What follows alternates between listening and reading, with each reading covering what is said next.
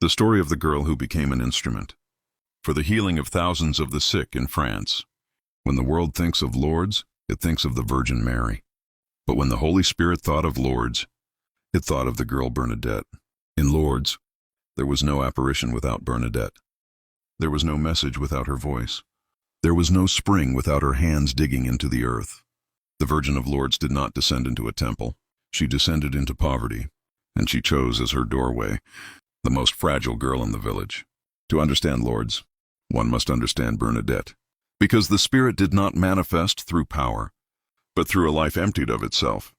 Bernadette Soubirous was born on January 7, 1844, in Lourdes, a forgotten town in southern France. Her family had once been respectable, but they fell into poverty. They lost their mill and ended up living in an old, damp, and dark prison. Bernadette grew up breathing mold. She suffered from cholera, chronic asthma, and extreme weakness. She could barely attend school. She did not know the catechism well. She did not know how to pray properly. Humanly, she was invisible. Spiritually, she was empty, an emptiness that only the Spirit could fill. On February 11, 1858, Bernadette went to gather firewood near a grotto called Massabielle. There, a light opened. Within it, a feminine presence. It was not imagination. It was not a dream. It was a spiritual reality. The lady did not impose herself. She waited. During 18 apparitions, the presence spoke with Bernadette.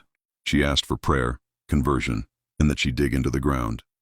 Water sprang from the earth. That spring has never stopped flowing since 1858. When the lady revealed who she was, she simply said, "I am the Immaculate Conception." Bernadette did not understand the phrase. She only repeated it. That is the Spirit, words that transcend the mind. By touching the water that flowed from that spring in Lourdes, thousands of sick people began to be healed. Yet Bernadette grew weaker each day. Pulmonary tuberculosis, bone tuberculosis, constant pain. She was never cured and died praying for humanity. Bernadette's mission was not to receive the miracle. It was to be the instrument through which others were healed. When her tomb was opened during the beatification process, doctors were astonished. Bernadette's body had not decomposed, even though she had been dead for 3 decades. It was as if death had not been given full dominion over her body. The Virgin Mary chose Bernadette, because the Spirit of God does not manifest in greatness, but in humility. And in a poor, sick, and forgotten girl, the divine essence found its dwelling once again.